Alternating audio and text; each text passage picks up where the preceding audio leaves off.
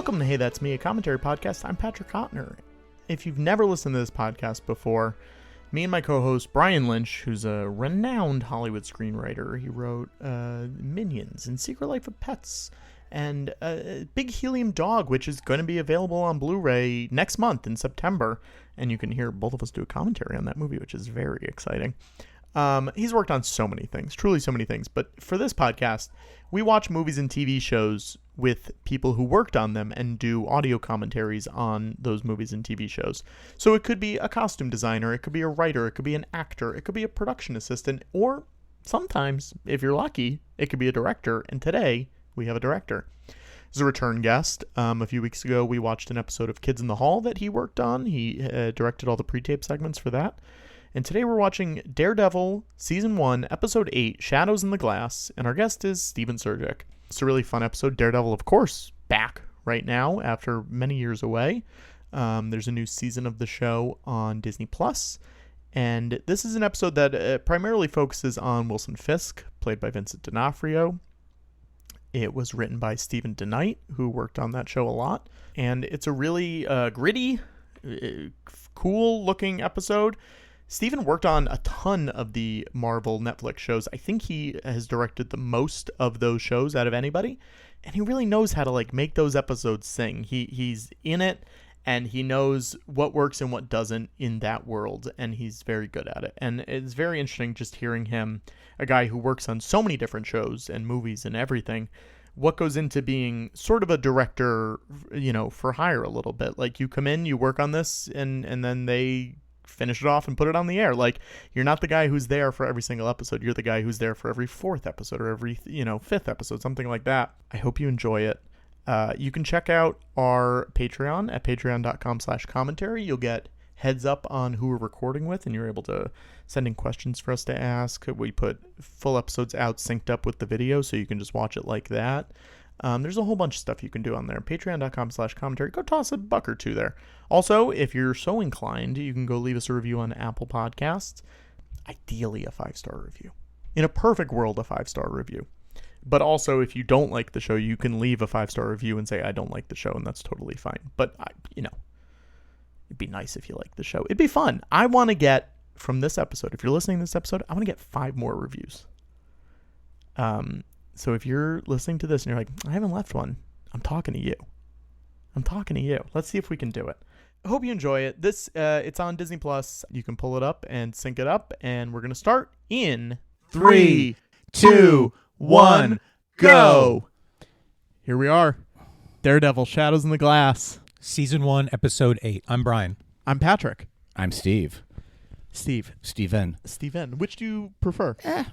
Depends. It all works. Oh, there it is. Okay. It's on screen, and we're coming off the sheets, and there is Vincent. Look at him. D'Onofrio.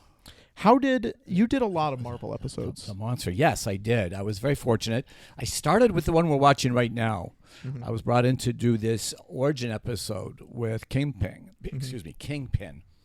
And it worked out really well, and so they kept bringing me back until they regretted it. Do you know why they brought you in? Like, what specifically you had worked on that they liked of yours, or? Well, the truth of the matter is I'd been working with one of the guys there, Stephen Surjik, who was in charge of development and new projects at the time. And him and Jeff were really tight, and I got to know them. And they knew my work from a bunch of stuff that I'd been doing, including, but not limited to, Persons of Interest, Kids in the Hall.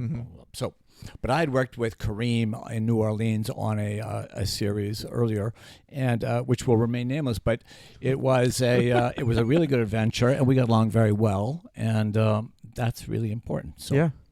When he's cooking these eggs here, this is a stupid question I'm going to ask you. Never a stupid question. Who eats all these eggs at the end? A stupid question. Yeah, it's a stupid question. No. First of all, we did, when we're shooting this, because, we don't want to use Vincent's time up, needlessly. He does kind of the shots where you see him in the same shot. And then anytime there's a close-up of an egg, we're on a stage doing tabletop somewhere. I can't remember exactly where that was. But it was everybody said, yes, you're going to be working with Vincent D'Onofrio. Are you ready for that? Yeah. I was like, he was the most reasonable man alive. Was he? Oh, that's great. Oh, that's great. I mean, it seems like he loves working on this show. Yes. It feels like he really loves this character and loves this universe. So I imagine, he's having a good time. And this was early on though, and he was making some choices on the character, pretty like how he would. But he made them, and and I supported him. There he is. Does working in the comic book world get nervous for you just because the fans are so particular? Well, good question, as they say. Mm-hmm. There are those damn cufflinks. So in the world of Marvel, they have people on the set. Oh, look at this. What did we do there with that kid? Oh, yeah. So they have people on the set that are fastidious Marvel geeks. They know everything about the Marvel universe. They know the way the psychology works, the stories intertwine, everything. And they will come to me and say, hey, whoa, you're not really approaching that right. You have to understand X, Y, Z. Sure. And that is just an extraordinary benefit of working on a show that have those people to do that. And so they were very instructive. Okay. Did you read any comic books before you started? I did, but I think more. And yes, that is graphic narrative, I would say, as opposed to comic books. But the reality is, way back as early as Kids in the Hall, I started working as I would draw all of my shots. I would draw the whole story in storyboard, and as you can see, Joe Casella there, his name. Yeah. Yep. He is a creative head of the company, if you will. Sure. He's a fine artist, and he draws a lot of these concept boards for the show. And when he saw my storyboards, that's me. I love that part. Oh, good. I knew these comedy writers that used to go to movies, and anytime, and they're well known, they'll remain nameless. But anytime they heard the name of the name of the actual movie, they'd get up in the theater and applaud. That was their thing. Great. You guys know who I'm talking about.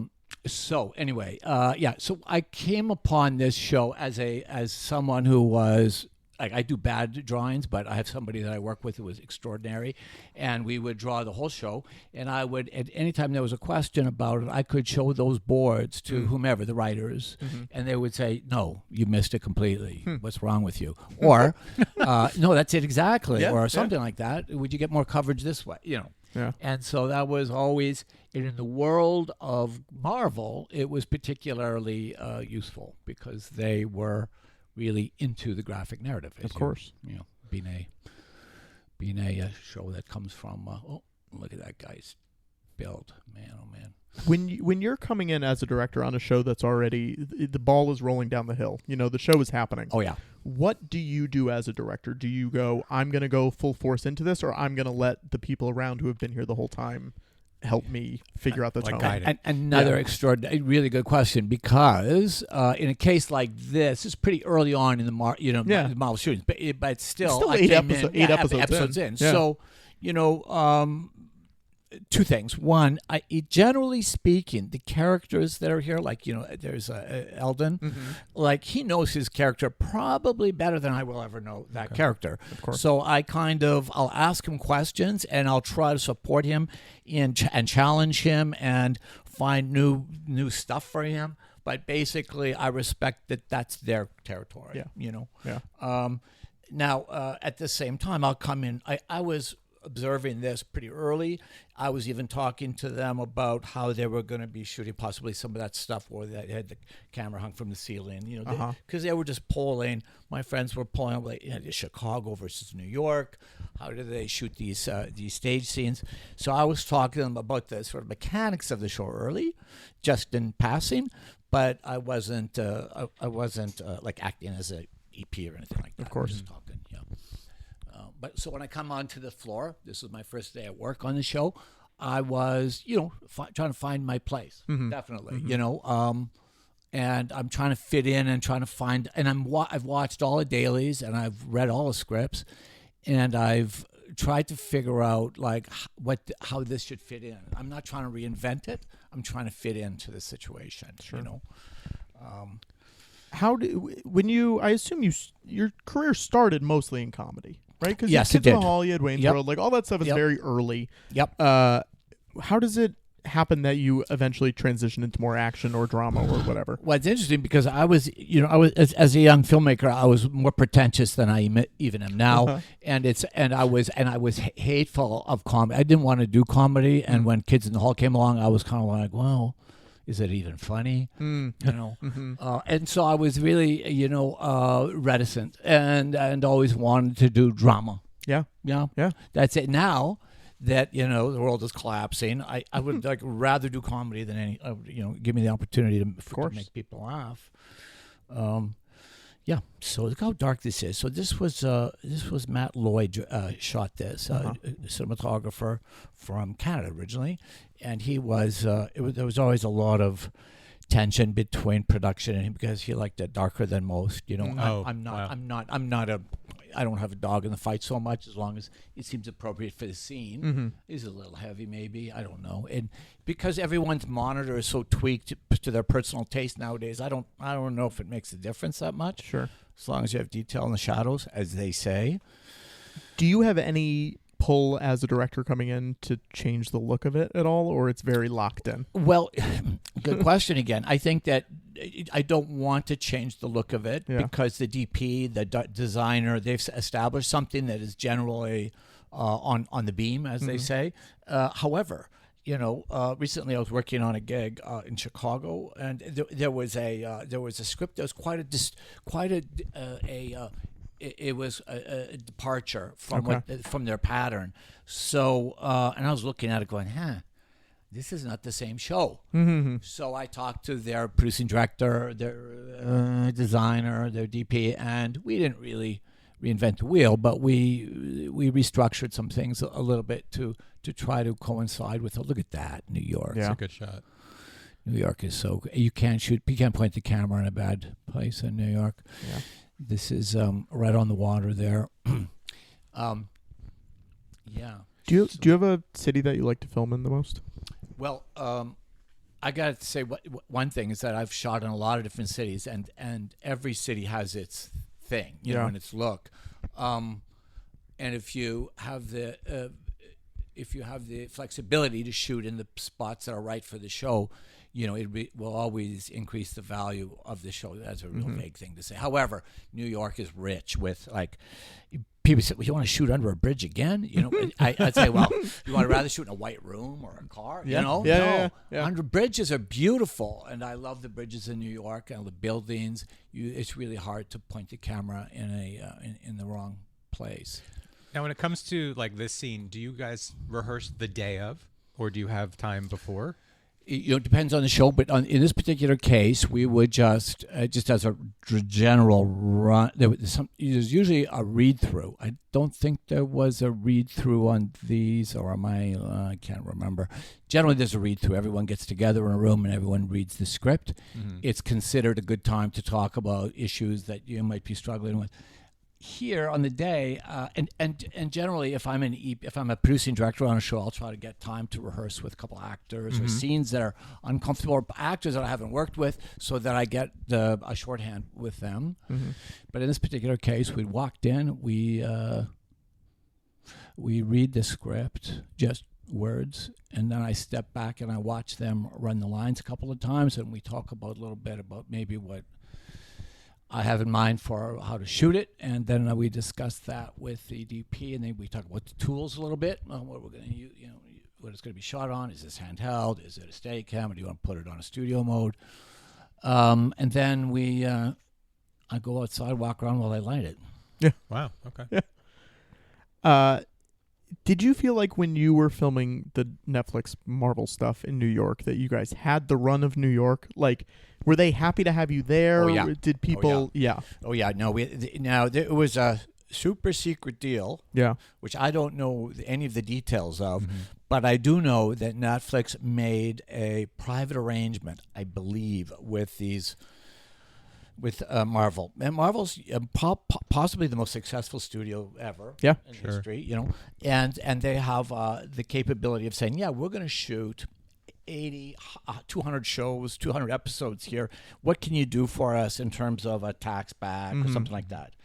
and they were able to make some now. So, for instance, this show we did have the run of New York, is the short answer.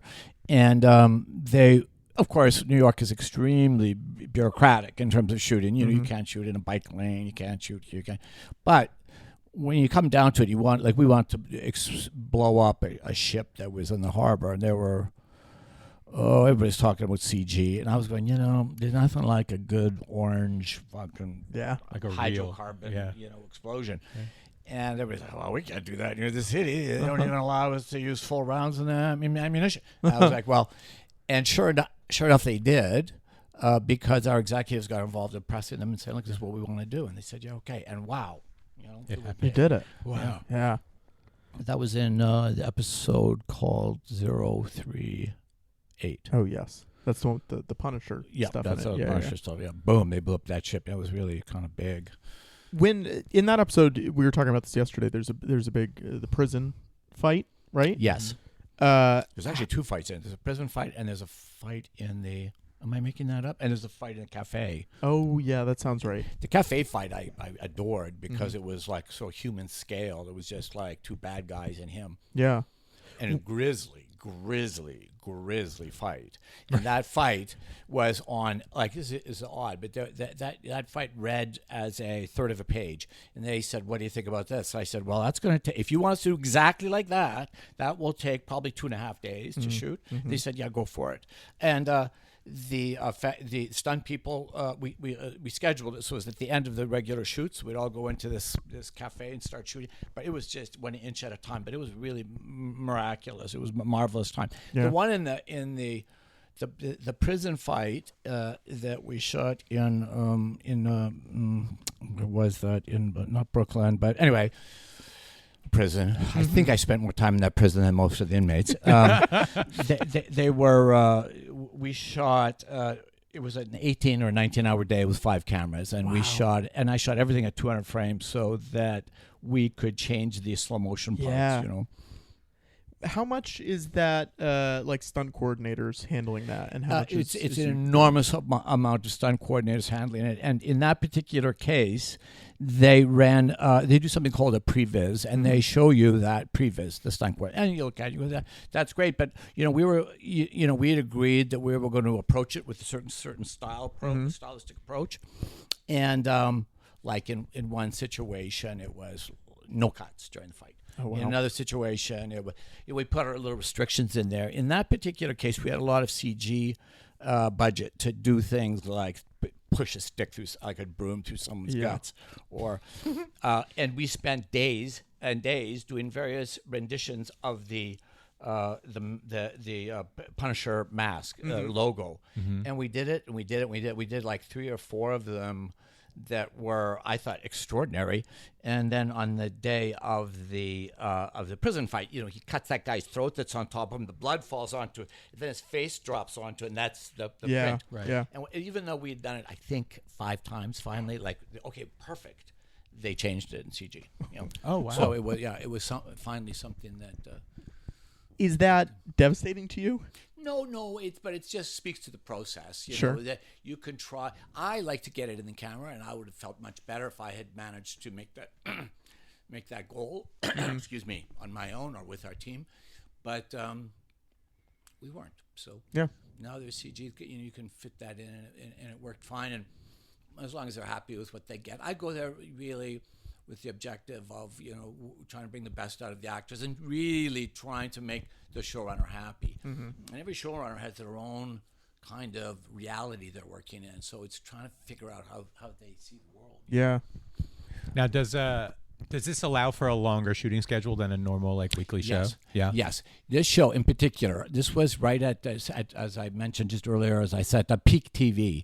So we were meeting in a boardroom talking about the schedule, and Chori, who was the producing, sort of the line producer on the show, the executive line producer, said, you don't have enough time this day to do what you have to do. And I was like, what? Did I hear right? Is there something in my ear? And he said, no, we're going to add a couple hours there. And then he said, okay, over here you should add something else. And this you're never going to do a great job with it. We want an award with this show, so we want you to do your very best work. We're going to add a little time on that. And I was like, I've never heard this before. Look at that tool there. That's an really amazing cool. little thing. That's really Yeah. He can read off the internet with that with his hands. Anyway, I'm just speaking of the Braille. Yeah. Daredevil's auto Braille reader. Yeah. It's pretty amazing.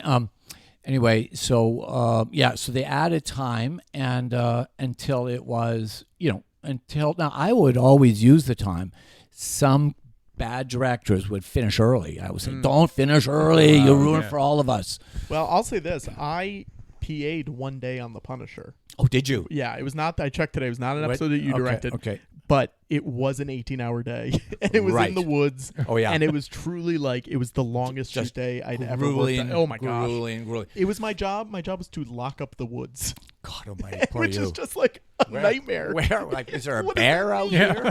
Like, how do I? Yeah. I'm sorry that you have but to go through that. you're saying that. I'm like, yeah, I believe that these are very long shoot days, and you get as much as you can get out of it. And they, I had these producers saying to me, "We're going to give you extra time, but do not go home. First of all, get all your coverage, and do not go early. I mean, if you're going to go early, half an hour, whatever, but do not like cut the day." Yeah. Look at these guys. These guys are such great actors here. Everyone's got a great look in this show. Yeah. Yeah, they do, don't they? Like they all look like they either belong in a comic book or just like a gritty New York. But they feel lived like, in. They, yes. like you believe they Yeah, have yeah, yeah. lives outside of this moment. Yeah. And I said the same thing on the day when they'd show up. I'd be like, wow, you guys, the call was perfect. I'm like, these guys were all so good at what they did. It was always like felt special to be there, because like look at Kingpin walks in like that, you know.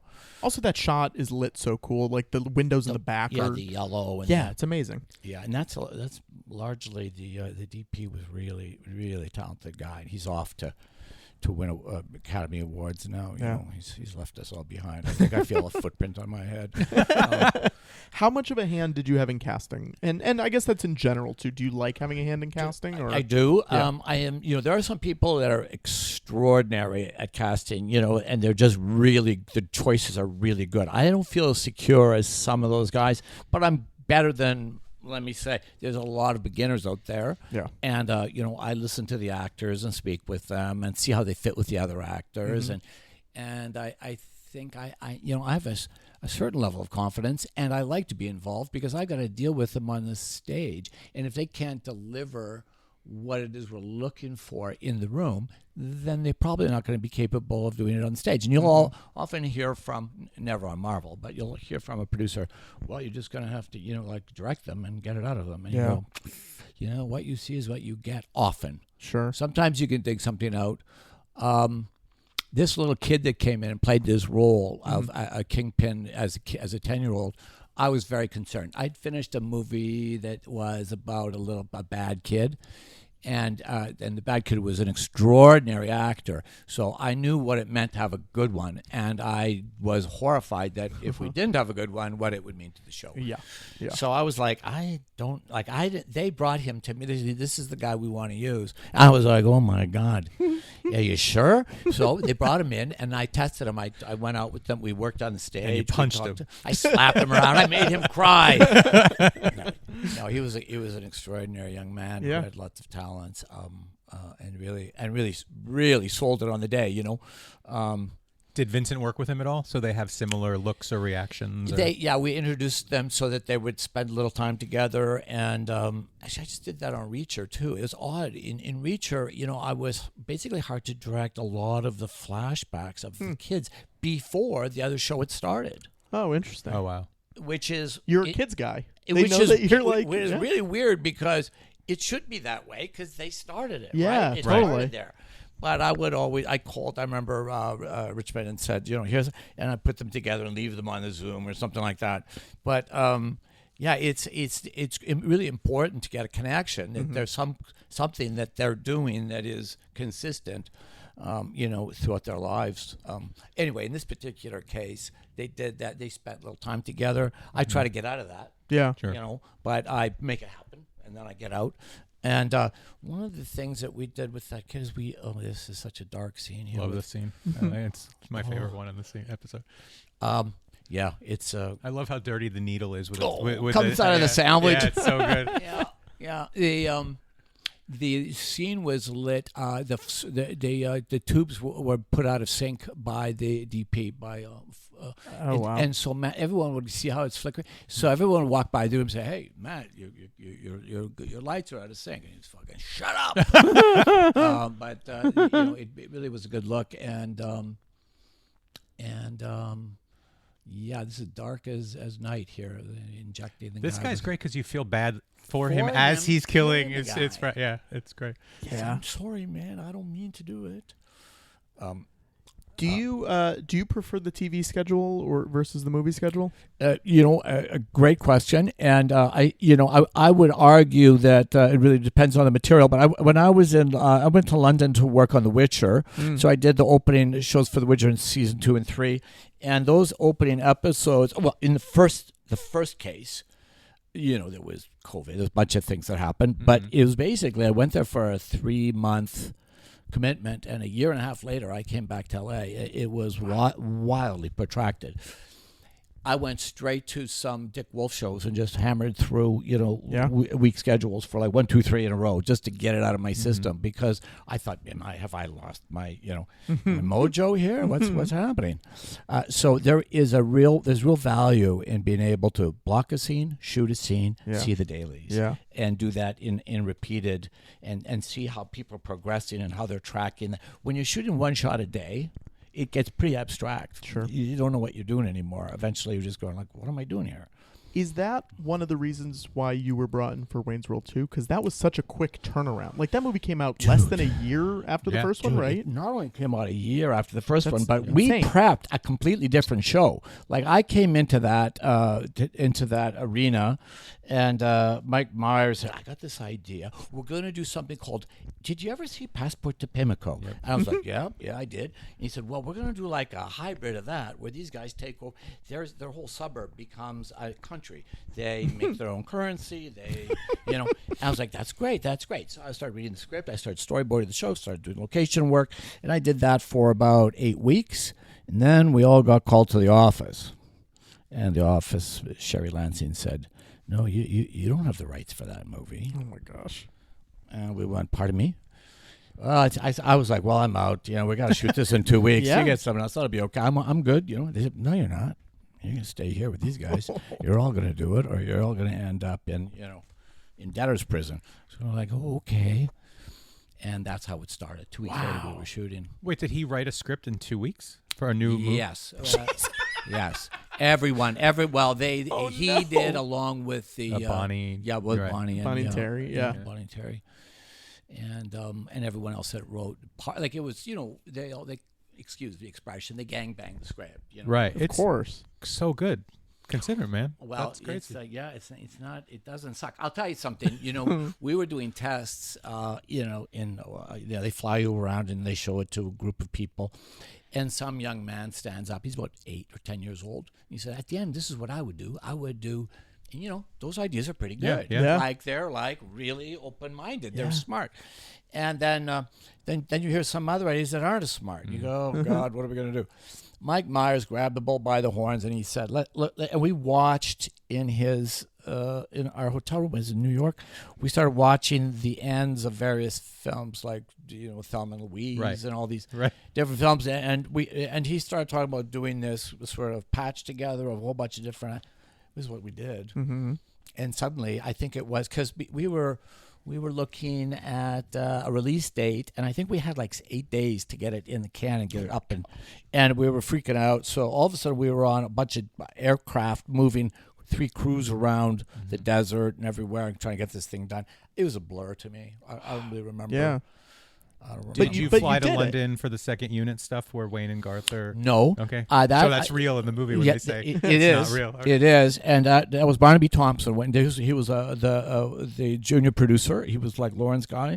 Mm-hmm. I was Lauren's guy too, but I was the director. And he was a good guy. Like Barnaby and I ended up fast friends. He went to London with them just to shoot those little pieces. Well, we were mixing, I believe. I can't remember exactly how that went down.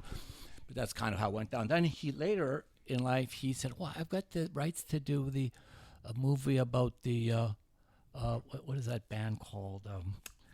what do they fucking call them? I can't remember the name of them. It was like they're sporty and Spice Girls. Spice Girls. Girls, yeah. Thank you. There's a rotten part of my brain there, my brain worm. So the Spice Girls, he had the rights to the Spice Girls movie, and he was interested in me helping with that, but I was couldn't go there, couldn't do that. Yeah. He did it, and when they started to sell in L.A. here, we went to the opening. And he retained the rights for the DVDs at the time. Oh, sure. Wow. Yeah, so he ended up buying Ealing Studio with that. Wow. Oh, wow. So he's doing fine. Yeah, he did okay. Do you wish you had directed Spice World? No.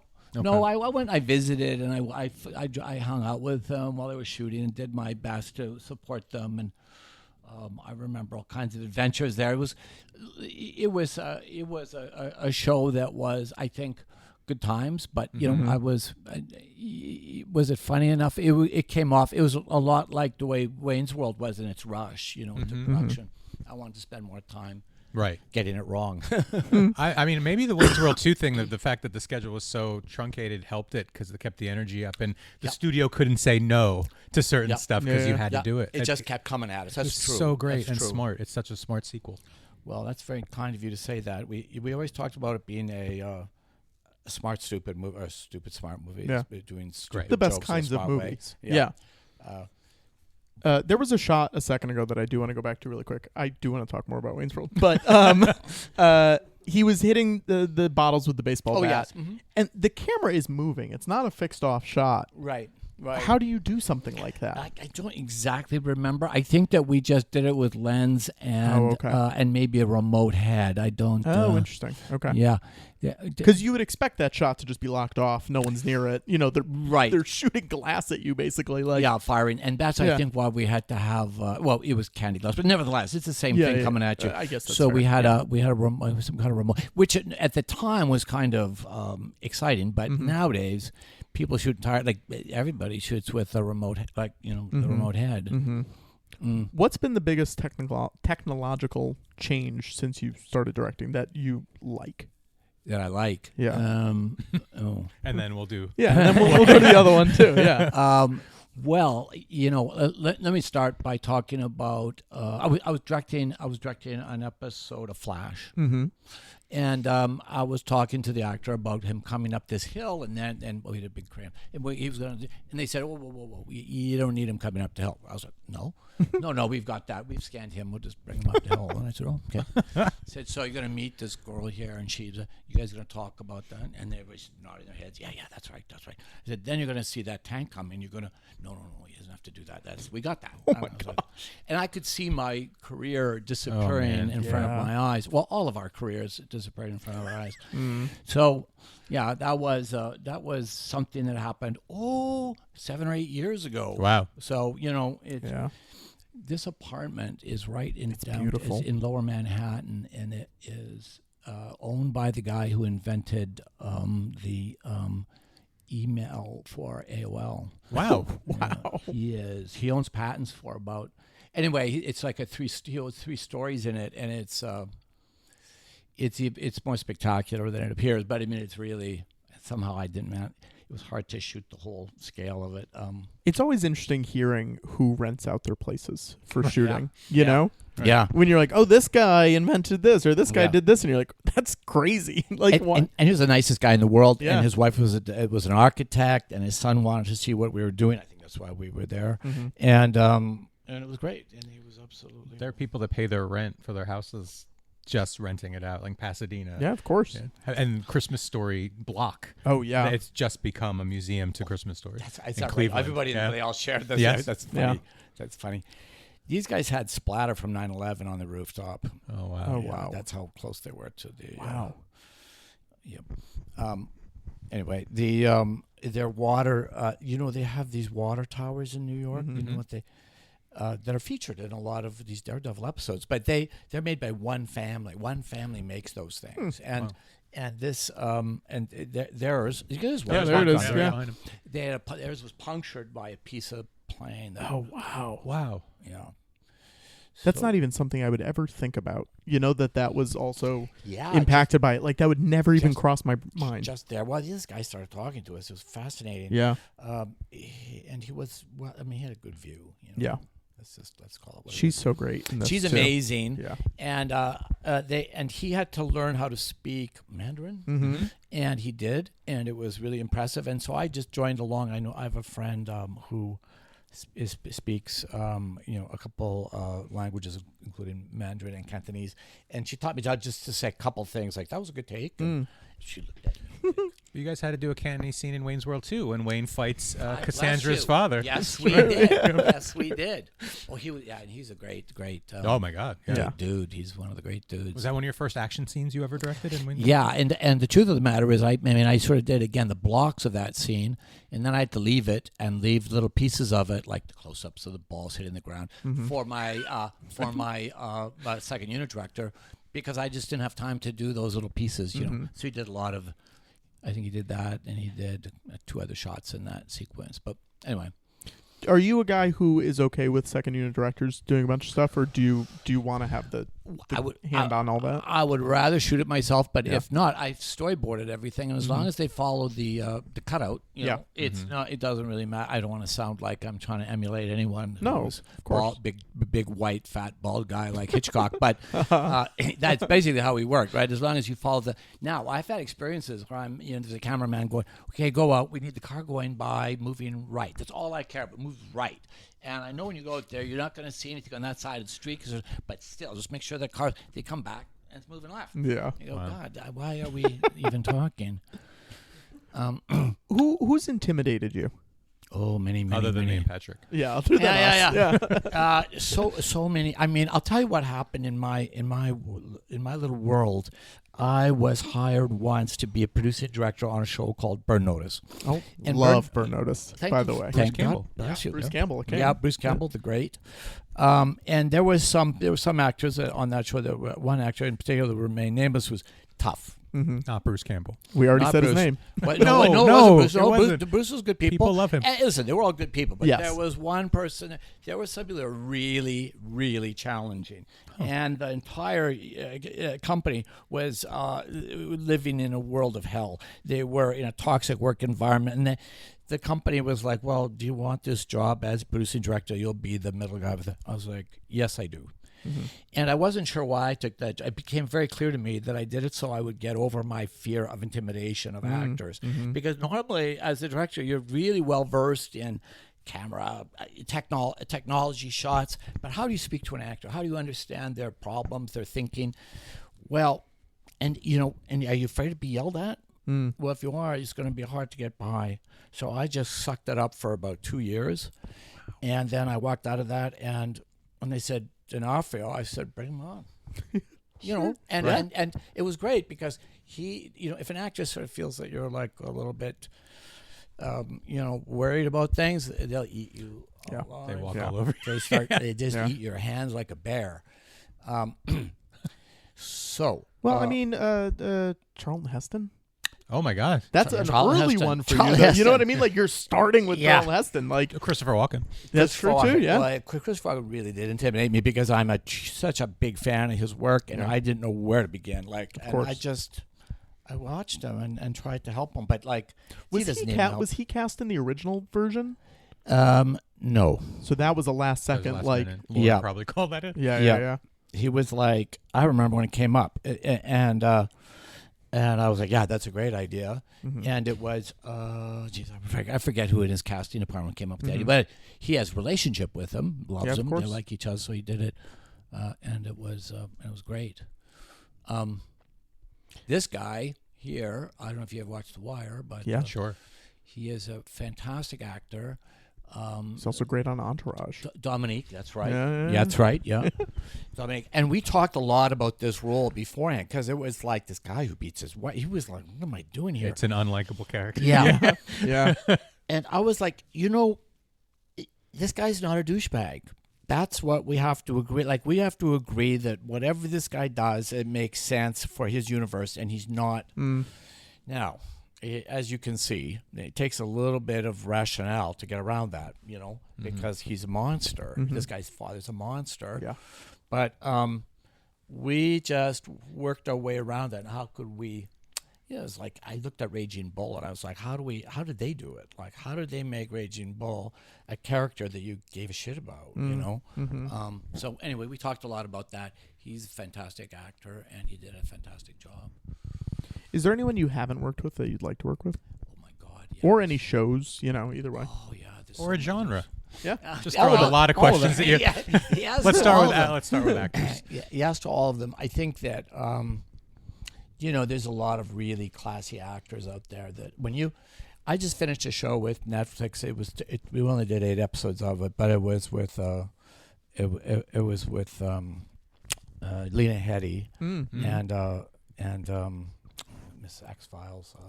Gillian Anderson. Gillian Anderson is like, they both are really fine actors. Yeah. And it was such an ordeal just to watch them, because they would be in the middle of start again, and then dig in a different way. Yeah. And you go, wow, they are really mining something precious here.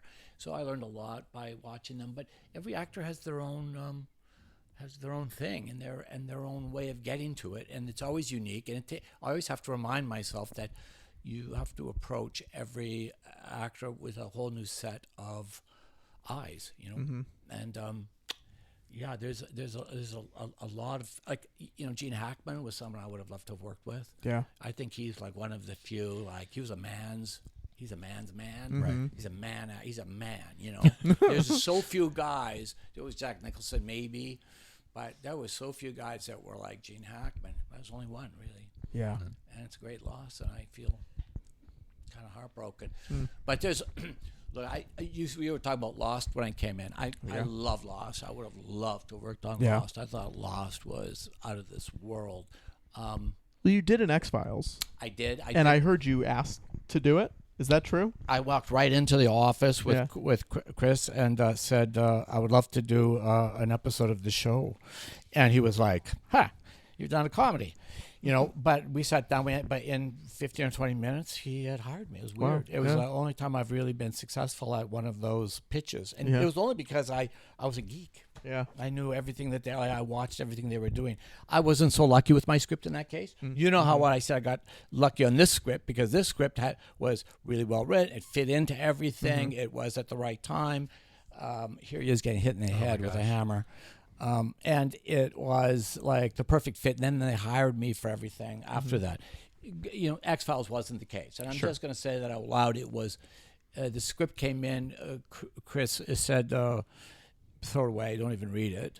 And I was like, what? He said, no, I'm going to rewrite it from scratch. I said, okay. So we were shooting scenes unconnected to other scenes. Yeah. It was tough. So it got over budget. It was tough to shoot. That's hard. Yeah, it was a tough show. Was that I remember the episode. There was special effects in that one. Was that ghosts? It's ghosts. And mushrooms. Yes. And old people making connections with the spirits. It was sort of a departure for them. So it played a lot, and I got kind of residuals from it, but it was not one of the best X-Files ever made. Yeah. Well, that's hard when you do 250 episodes or whatever they've done. Like, they can't all be winners, and it stinks that you got stuck with one of the ones. I just got unlucky that time. Season, right? Like it's true. 25 episode season or whatever. Yeah, back in the day, that's what they did. They just did them until, look at this. They saw this is one of my favorite lines in this is when Mom says, "Get the saw." I love the idea that he's not dead yet. Right before she says "get the saw," you see the fingers twitch. The hands. We're gonna chop him up before his heart is stopped. And you guys actually did this, right? You chopped him up. That's why he has not been in anything since. We weren't supposed to talk about that. You guys promised me that wasn't going to go on record. And so we chop him up and we just threw him in the Hudson. It was in little packages, one package a day, and there he is. You guys filmed in Brooklyn, right? Was it Brooklyn Stages? Is that where these were? Yeah, actually not. But we were in Greenpoint. Oh yeah. Oh yes. Across from they took over those stages that they used for The Good Wife and The Good Fight and all those stages we took. They're small. New York stages are like. You got to squeeze it in wherever you can. Yeah. And then we'd get outside and we'd shoot outside. And this, there was something I did with this kid that was because I wanted the actor to be able to interact with him. And what did I do? I had a camera that went back through a feedback loop and had them both in it so that they could emulate each other in the mirror. Oh, neat. Yeah, and D'Onofrio really dug that. He was like, "Oh, that's kind of cool." Who have you worked with more than once that you like working with? Is there any actors or any showrunners or anything on multiple projects that you've done? I worked with on this series. I worked with someone by the. Actually, what happens is you find out that that person that I was working with, who was one of the writers on this show, not this episode, but on 038 and on one of the Punisher shows, and she ended up doing work on Umbrella Academy. Oh, okay. And she called me, and she said, "You should come and look at Umbrella Academy, and you might find it. I think you'll find it really interesting." And I was like, "Oh, okay." And I read it, and I was like, I'm not sure how this works. Like, I just didn't. I'm not proud of this. I just did. And I called. I said, "I don't." She said, "Well, take a moment, And so I signed up, and and she was on the show, and I was working on this script 6 and 7 first season, and they brought me the first episode completed. I signed my NDA, and I watched it. I went, "Oh man, now I know what you're doing." It's a cool pilot. And I'm gonna go back to scratch, and I started my prep over again. And it was a great experience. She left the show one day after she got there, and she went to London and started her own show called Witcher. Oh, yeah. So you see, then she invited me to join the Witcher team, and I went there. And so I worked with her on multiple episodes of multiple shows, including this. Yeah. He's so good in this too. It's a great scene. One of the most shocking deaths on TV was when they killed him off. Yeah, because he's so important to the comic, and figured he'd be driving the forever. Yeah, yeah, and he's so good. He's so good. God, he's good. Look at this. I crossed the line here. I go over the other side. Because the scene has shifted, and they go, "What?" And I learned from Chris. Yeah. On X-Files. Oh, interesting. Yeah. So there's all sorts of diseases that are spread by virus here on the show. Did you have to ADR this whole scene because of the rain? Yeah, we did. Yeah, the show Steve denied what said it was. We were finding areas where they could be under because the producers were saying, "Well, you're not going to leave them in the fucking rain," and I was like, "Yeah, you're right. I won't do that." So we were finding like little hang-offs that where water would drizzle down. Then we got on the phone, and the showrunner called and said, "No, you got it wrong." And again, I had the storyboard. So you look at, no, that's not what, because you see, there's a thing that they could stand under. Yeah. No, they're standing under the rain. Yeah. And they stand there until they finish talking. And I'm like, got it. Okay, I understand now. And that's what we did. We heated the water. They're wearing wetsuits, but still their body temperatures are dropping like precipitously. Sure. Yeah. Do you remember what time of year this was? Yes. Because you can see their breath. Oh, no, it's cold. Yeah. It's cold outside. I mean, it's also the humidity is high here, so you can see it. But it was cold out. And that's what, the water was warmer, but still there. It's evaporating. It's fucking, and I've got weather gear on, and I'm running around in this shit, and I'm soaking wet in 3 minutes, Yeah. Sure. So it looks cool though, so it's worth it. Yeah. I think in the end, right? They say, long lens, rain, backlight, and maybe if you put it on fire. Those are the three magical. Have you found? They also say, what is it? Animals and children. Yeah. Do you good with kids though? Yeah, you are good with kids. Yeah, are you kids, good with animals too? Yeah, animal. It depends on the animal. Like we Mike were Myers. Yeah, Mike and I were always good. That's amazing. Mike and I were always good. But we had early on we had a pledge which we would always go to each other and not go to other political help. That's good. Okay. Yeah. And since he outweighed me in the I by about $7 trillion a year, I was at a disadvantage in that, and I only really broke that promise at the end. When I finished my edit, I went to Sherry Lanston and I said, "What do you want to do now?" And she said, "Why are you talking to me?" And I said, "Well, because I'm done my cut, and he wants to recut. So what do you want to do?" And she said, "Oh, you're clever boy, you know. Right. And I was like, well, I'm political, but so I just want to save my life. And you know, and Mike wasn't crazy about the cut, but he didn't hate it, you know. And so there were some changes, and Lord made some changes, and everyone made some changes, and nothing scored as high as my original cut. Wow. That was in 91 minutes. Is that the right? cut that? Short. No, it was 89. And then the cut that went to screen is 93, I think. Anyway, every minute you add on it, your scores plummet. Yep. You know, Especially with comedy, it feels like too. You know, what they say, brevity is the soul of wit. Yeah. How is Lauren in the editing room? Lauren doesn't show his face in the editing room. He just comes. He just watches the preview and he feels the room and he says, fix that, change that, and you go for dinner after, and he runs over a list of stuff that he wants you to do, and somebody's taking notes during, you know. Yeah. I only got yelled at once, you know, during a test screening. Really? And, you know, I God bless Lauren. Lauren's like, I owe so much to Lauren. He's such a great mentor. But we were in a test screening, and he just turned to me.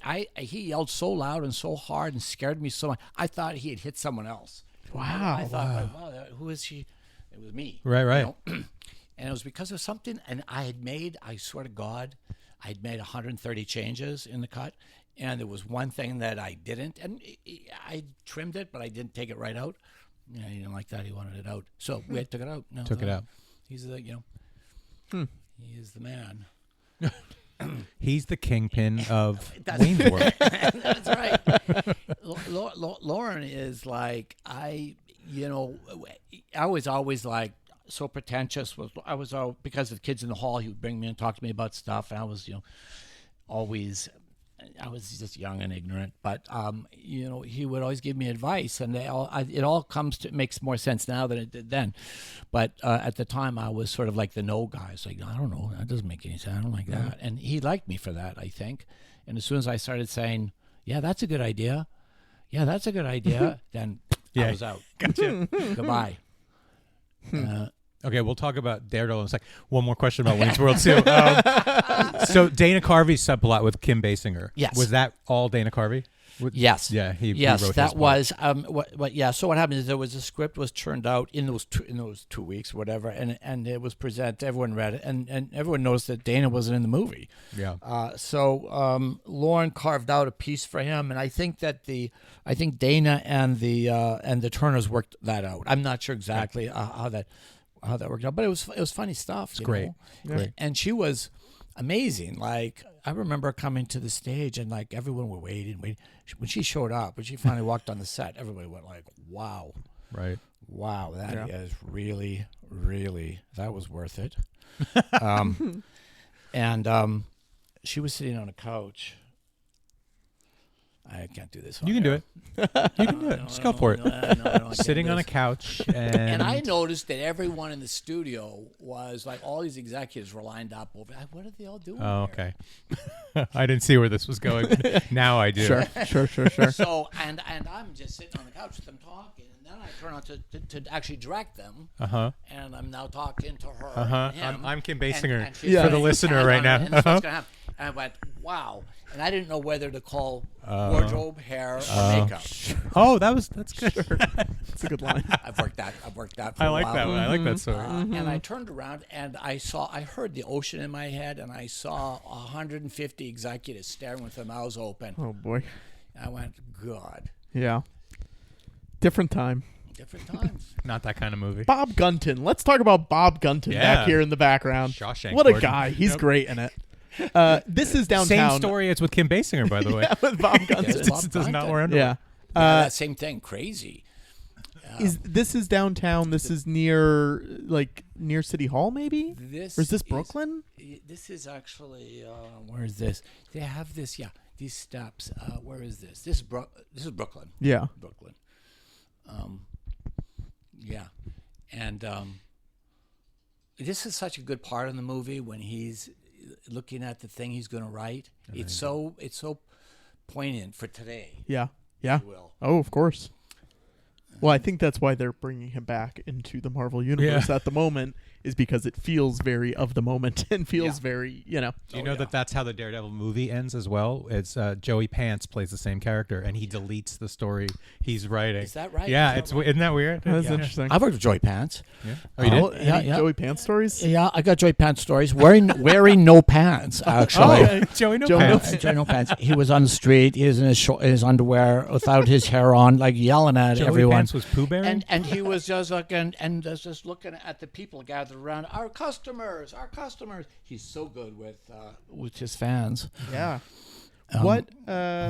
He's amazing. He's great. And everything. I was next to him at a restaurant, and he was pitching America's Next Top Character Actor reality show, and he was going to host it. This was 20 years ago, or else I wouldn't be saying it. But yeah, he wanted to do it. It would have been so nice. That sounds fantastic. Yeah. What are your takeaways from Daredevil as this episode? Or Wayne's World 2. Well, I think that this was a really important episode for me, not just because it got me into the family of the Marvel Universe, but because it was a show that was so well written and so well acted. We even had a Rolling Stone song in it. You know what I mean? Like there's really not much more you can wish for. It shot in New York, and it all worked out. And and I think that the politics of the story are so relevant for today and for every day. Mm-hmm.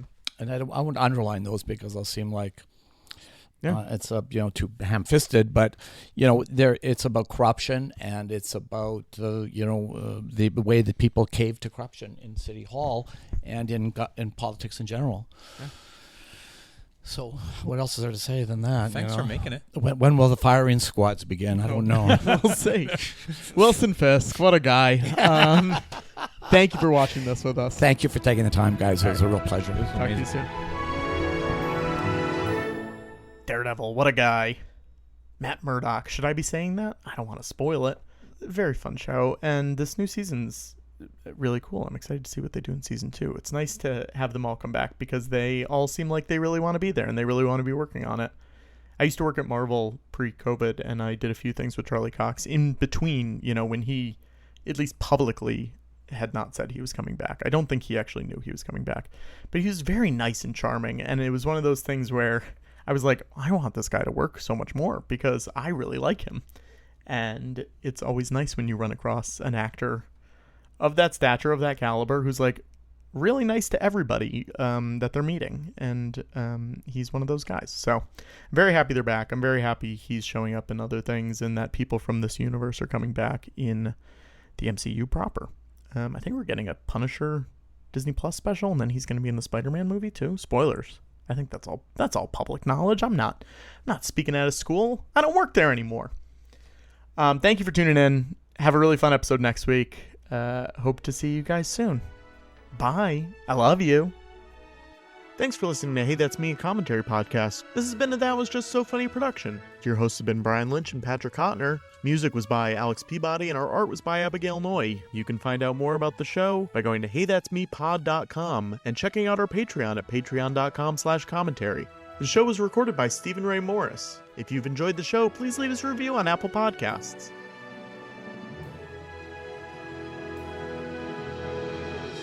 Please tell your friends about this show.